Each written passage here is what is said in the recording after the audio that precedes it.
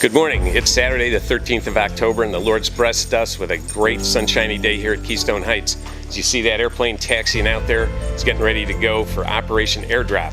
Here at the College of Missionary Aviation, we're pleased to be able to support their efforts in flying relief supplies into the airport of Apalachicola. As you know, Hurricane Michael devastated the Florida Panhandle, and this operation began today, and we're able to send 3 of our airplanes and our pilots and instructors to help with that effort.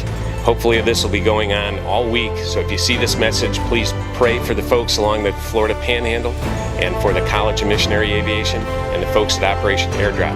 Thank you so much, and God bless you.